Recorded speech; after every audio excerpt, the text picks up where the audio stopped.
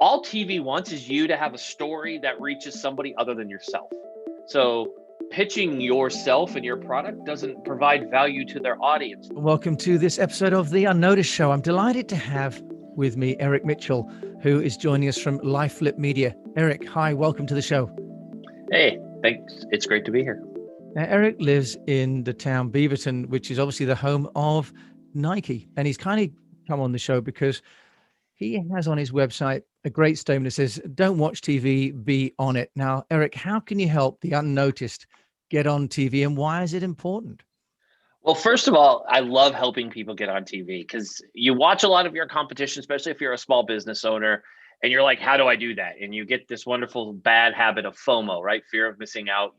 Everybody wants to be everywhere. And there's so many easy ways to learn how to do it. Just the basics, like a good subject line or a good pitch and who to do it. There's a lot of bad information out there. And that's why we built our system. Number one, we're traditional like any other media firm. We put people on TV, but then we also have consulting where we coach people on how to do it. Because let's face it, 2020 brought us a new thing, but working from home, but it also opened remote studios where we've watched the great Trevor Noah do all of his shows and his hair grow from his studio at his house, right? He's stuck in the corner in his home in beautiful New York, and he's doing his show. So same concept, you could go on TV now too. So teaching people how to do it and the power of social media to help you achieve it without having to spend thousands and thousands of dollars. Like traditionally, it was like, oh, I got to go hire a publicist, but I don't have that kind of publicist money. How do I do it? So that's what we do. We help people get through those excuses and teach them the most powerful tool you have, again, is your wonderful phone that you probably can't stop touching. So that's what we teach people. Eric, there's a couple of elements in there, aren't there? One is the idea of setting up the studio, and the other is about getting on the TV itself. Which one do you want to deal with first? Do you want to deal with how to get on the TV first? Not everyone can do that, right? You don't just ring up the studio and say, "Hi, I've got an idea. Can I be on?" Right? You've got to pitch. I wish it was that easy, and then I wouldn't have a job if it was that easy. But, getting on TV, I always tell people it's a lot like having, you talk about successful sports teams. The successful sports teams or even a military will have a successful game plan. And a lot of people don't know how to start with that. So starting that, it comes like a plan. And I preach this everywhere you'll ever hear me. I always tell people start local. It's amazing how across the globe, we all have local television stations that cover news in our own backyard. Yet everybody wants to swing for the fences and go on the biggest shows they could possibly go on across the globe. And you're like, so you want to I'll use an example here in the States. You want to go on Good Morning America, the probably most trademark show in our country. Oh yeah, you should try that. If you've never been on TV before, go ahead. Most likely you're going to be told no. So I teach people, put up a game plan and learn how to get on TV by themselves. And it's simple. You want to know how do I connect with a journalist? Use Twitter. It's not just something that former presidents here in America used and got kicked off of. It actually is a great media platform that I'll say about 99% of journalists across the planet use. And most of them have how to contact me right there in their profile. And you actually get unique things off of that. So I'll preach just for a second, but you learn a few things. One, you see what they report about. So you kind of get to know that. And some of them share their personal life. I have a good friend of mine. He's a national anchor on a big national show here. I happen to know he's a diehard Arkansas Razorback sports fan. So I make sure if March Madness to start, I just send him a package so he could have like a cool little gift box because I know he's a fan of that. And you learn about him. So when you're talking to them and you lead in with something that they've talked about, so you're paying attention to them. And then you start this open dialogue. And most of them have their DMs or direct messages open on these different platforms. To me, my favorite two are Instagram and Twitter. You can literally reach out to them and talk to them, and most of them will engage with you. So I tell people it's more mental than it is anything else with getting yourself on TV. Now, are you newsworthy? That's a whole different topic altogether. How to connect, I could point you on that. Making you newsworthy, that's storytelling and separating yourself from the bunch. Everybody's a digital marketer nowadays. The word entrepreneur is a beautiful word. I think a lot of more people are entrepreneurs now globally, thanks to 2020. But, Jim, you and I both know there's wannapreneurs and then there's entrepreneurs. And I think there's a fine line there as to making people newsworthy. And so how do you do that? You say telling a story. Are there certain kind of stories that lend themselves really well to TV, some to radio, some to print, for example, Eric? Because not all stories are easy to tell. I mean, if you do about cookery shows, for example, visually very appealing, kind of hard for radio, right? It's true. And I'll say this, and radio and podcasters will love me for this. I tell people radio and podcasting is the best place to ever pitch media and get it. Never turn down podcasts. You literally say yes to every podcast if it's talking about a topic I know a lot about and can provide value for. But that's the same thing with TV and radio. And I think people forget that. All TV wants is you to have a story that reaches somebody other than yourself.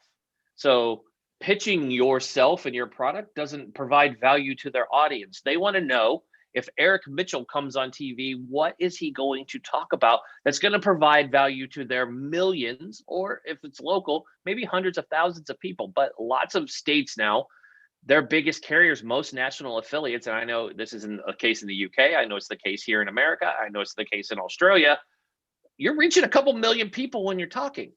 That's an amazing audience. So you're literally need to give something that a lot of people get biteable chunks of information and go, Eric really provided some amazing insight. I never thought of it that way. That's great. And it drives that engagement that the networks want.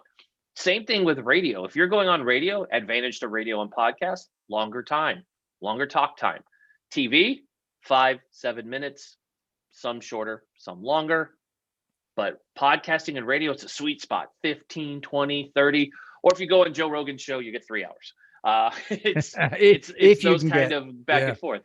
If you can get on Joe Rogan. There. That's everybody wants Joe Rogan. But I think, again, going back, if you look at it, people are consuming digital data, digital audio now more than ever. You see podcasts are huge. You see the money Spotify spent in 2020 on the very guy we're talking about, Joe Rogan, right? $286 million or some ridiculous number like that, and growing. You see all these platforms that have podcasts on, just like yours, your amazing audience reach. And then you think of radio. Radio still, we ride in our cars. Not everybody syncs into their Apple Play or whatever in their car. I mean, we have Apple Play, but we still listen to radio because we like our satellite radio, because we can listen to whatever we want. And I think people need to remember that. Don't just put, I want to be on TV, hit podcasters up. You can get on there. And there's advantages. If you don't mind me sharing, Jim, the advantages to radio and podcasting over, say, national TV is breaking news rarely affects you. Breaking news rarely affects you. So you don't have to worry about anything crazy. There's natural disasters and those kind of things that obviously take it, but you're still going to go on if, somebody, say, gets interviewed by Oprah and causes a big scene. That doesn't bump people from news stories. If you're Orange and you say controversial things on Twitter, you still won't get bumped from radio and podcasts. Now, national TV, said people will cause that, because you could see people getting bumped. I mean, that happened this morning because of an event that happened last night here in the States. So it's all, I always tell people, go for radio and podcast, because you're guaranteed to get your media. And you could do a radio tour, and literally it's 3 hours of your time, and you literally can talk to 7 people. So figure out how to do a radio tour and you're in the money. Just radio is fun. I love it. And I always tell people, practice there, because you can mess up on radio and you can have a bad hair day and nobody knows. So Eric, we did touch on earlier before we started recording about ClubHouse, and a few people have mentioned it. What's your view? Because if podcasting is one of the great mediums, ClubHouse seems to be growing as this kind of chat area, this live chat. Do you think it's good for the unnoticed, or is it kind of almost too random for it to be valuable? I love that question, and I'll answer it this way. From what I've seen in my experience, I've had it since the beginning of December, since I started getting into ClubHouse. It's hit or miss. I prefer the unknowns. I do rooms every Tuesday night, and I'm going to do a shameless plug, just because I will, because we're talking about it, and because we provide value. And I think I believe in service of giving back and providing value to the unknown and the people who have the voices that don't get heard. Our room, that's our mission, is to, folks will come in, they get Q&A with leaders of industry. We always have myself, and I bring in my peers, fellow publicists, PR folks. We'd love to have you on, Jim, if you ever have time. We also bring in producers, on-air hosts, And literally you get to have Q&A with these people that you would never get to sit down with and have this conversation. So answer your question, yes, in our rooms that we go to that are very media related, yes, they're so helpful because people who are learning, like last night, I'll give a for instance, we had a 4-hour room. I mean, how many conferences do you go to? It's 4 hours of people willingly, 1,100 people willingly sat through that with us. I don't know, apparently they really liked my voice, but they sat through and we helped people answer questions. How do I pitch? Where do I start? How do I start? How long of a pitch should I have? And it was fun to bring people up who are like, I started a brand, but we don't know what we're supposed to do. From a branding point of view, it sounds like it's a really good way to have dialogue, right? Too. Now, I think you've raised a couple of really cool things there about the need to be incremental and about creating opportunities to kind of to try out your message, because that's one of the key things that we work with clients, is the repetition, right? To get better. Now, you did also mention though, at the beginning of the interview about preparing your home for becoming a studio. So Eric, can we just talk about that? Because we still see, even on the BBC, people dialing in and they're staring down at a computer and they've got a bookshelf running through their head. I'm kind of amazed in this day and age. Can you give us some tips for those people listening and me too? Hey, the UK takes the cake so far for what was seen in the background on somebody's bookshelf recently. So let's just say that was a winning moment that we use as a screenshot of things to make sure when you do a backdrop, you check what you have on your shelves. Yeah. Mine are strategically placed. If you're looking over my shoulder, you see my good friend Baby Yoda. I'm a Star Wars fan, and you see sports and my kids and my family and my favorite books. For a set, it doesn't cost you a lot of money. Don't fool yourself. Start small, but don't use your laptop. And if you do, please clean it. Clean this little dot that's on there, because your smudges and talking and you're not wearing a mask at your desk, so everything you say flies up on your screen. Clean it off. Make it level. So even where we're at now, you see I'm still perfect. We're not doing what you're talking about. Put things behind you. I have fancy lights, but literally, and I say this to anybody, and I generally mean this, DM me. I'll send you my simple gear list, or I'll hand it to Jim and he can share it with the notes for this show. Because for $50, you literally can light things up. For $100, you can have what I have right now. This is $100 kit that I'm using. You can go more expensive or less, but it's simple. Don't oversimplify what you're doing. Just please put stuff behind you. I ask because you don't want to look like you're starring in an ISIS video. And I say that with a little snark. But the people I'm talking about, they got the white wall behind them and they look like they're being held hostage. You don't want to look that way. And just, you want to just don't overthink it. And go on YouTube. I preach this. YouTube. You can learn how to light YouTubers. They may not go on TV, but those folks are experts and they love talking. So find a YouTuber and they literally have how to light your everything properly. And then you ask them and they'll communicate with you because they love engagement. And they'll just be like, sure. And they'll help you. YouTubers are how I have all of this. My friends are YouTubers. I'm like, how do you do it? That's why I got the fancy colored lights and stuff. Because if not, I'd probably look like I was starring in a prison video. So no, I was going to say, because with the red hat and the lights, it looks like you're in some kind of Santa's grotto over there. It's looking very nice in Beaverton compared to my slightly more, I love it, sort of Scandinavian look with my Beijing poster. Now, here's a question, then, Eric, for you. Should you use a virtual background, a green screen, or should you just go authentic? Oh, that question that has some caveats there. If you're going to do a green screen, do it right. Sink it in so you don't have the motion glare when you move. Your hands look like they're cut out. And there are ways. There's amazing things you can even strap over the back of your chair where it's nice, snug, and tight, that you have a beautiful backdrop. Don't hang a sheet and don't use Zoom, but your backdrop, just zooming it without the green sheet, that doesn't look good. Do not do that on TV. You just look ridiculous because you move and everything goes with you and it becomes a visual distraction. Use a backdrop. People ask me about my backdrop. So if you're watching this interview and then you go look me up, my backdrop on anything that I've done on national TV is a 75-inch TV that sits behind me, and I framed it just right. That is not a green screen. We've thought about green screens, but I have this beautiful TV. I love it. It sits in my office and it's perfect for the studio. And honestly, it's what you use when you go remote. That's what's behind folks, is not a green screen. You're not a weather forecaster. You don't need a green screen. But if you're going to do green screen for Zoom calls or anything, literally, I've seen it on everywhere. it secures to your seat and it's perfect. I bought one of those web arounds.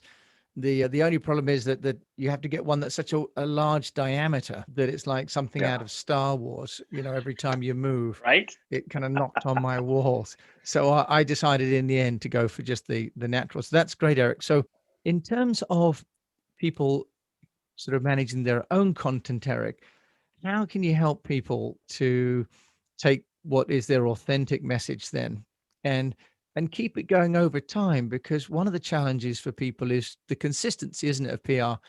I work with many clients who say, I've said this once, I want to move on to my next message. And often the audience is not yet caught up. How do you help your clients to kind of remain focused on the central message and not get distracted? I think one of the main things that folks need to do is freshen up their talking points. We require it weekly because you're talking about news that's different. And you have to literally, the first step process is paying attention wherever you're pitching, know what they're talking about and keep your pitch relevant. So go to the Associated Press is a great one. I'm going to give them a mad shout out just because I love them. It's something I encourage everybody I work with, if it was a client or not, and a friend. It's called Morning Brew. It's an amazing newsletter that comes out. It's got the news of the day in it. It goes out, I believe, 5 days a week, 6 days a week. Yes. It goes out. I read it every morning. It's where you get it. And you literally can see what fits you. So maybe on Monday, a story doesn't fit what I need, but maybe Tuesday does. And then I can grab that story. It's got the article with the link. You grab it, and you send it out to a producer who you know is looking for that story. And you're like, here you go. This is how my story fits with something that's national. Again, affecting more, even in your own hometown. It's how does this story compel me here in Portland, Oregon, compared to somewhere else? I can do that and I can make a name for myself here. And then national's like, hey, we really want Eric on national to talk about it. So if you go do that, go find news that's breaking and somehow learn how to tie what you do into it, and you'll have great success because that's what they want to see. They want to be like, oh, recent article in the Wall Street Journal or on the BBC or wherever you get your, there's so many different places, the Daily Mail. There's just amazing places you could go tie in your news and people will be like, oh, it's awesome. And then it becomes relevant because, if it's a story and it's on a big outlet, that means people are paying attention to it compared to like, I wrote a blog on Medium. Love Medium, no knock, but you want to affect the masses. Again, we're talking about a catchy story. And I think that's a great point, really, that rather than trying to sort of create momentum on your own and sort of move the water, you kind of dive into the running stream, right? And let the flow carry you. There's another one called scoop.it that also allows you to consolidate different kinds of content from around the world and delivers it to your box. That's a really great tip because many clients are so focused on what they do and communicating that and not starting from what's being written, shown, or listened to and contributing to that narrative, right, Eric? So that's a really great insight. Eric, so if people want to find out more about Eric Mitchell and the LifeFlip Media all the way in Beaverton, Oregon, with your fantastic glowing background there, how can they do that? Simply reach out to me. I'm Eric L. Mitchell on all social. That's Eric, ERIC, as an L, and Mitchell, MITCHELL. That's 2 L's, so there's a total 3 L's you're looking for. Find me all over. Instagram's where I'm at. My DMs are open everywhere, and you can connect to our company, LifeFlip, from going to all of mine because I have links there. So that's where you find me, and I love to hear from anybody who's out there. And if you have a question about media that I didn't answer here, you can join me there, and I'll refer you to our Clubhouse. And then you'll probably see Jim's face on there because I'm going to make him come join us one time. I'm going to be flattered to be invited. I shall look forward to it. So thank you, Eric, so much for joining us all the way from Oregon. I really appreciate it. Thank you for having me on. I appreciate it. So you've been listening to the UnNoticed show with Eric Mitchell from LifeFlip Media all the way in Beaverton, Oregon, the home of Nike and Intel as well, I believe now. So if you've got any questions, do please write to us. So in the meantime, I wish you the best of health, of course, a sustainable business, and that if you're going to try and get yourself into the media, start small and start relevant. Thanks so much for listening to this episode of The UnNoticed.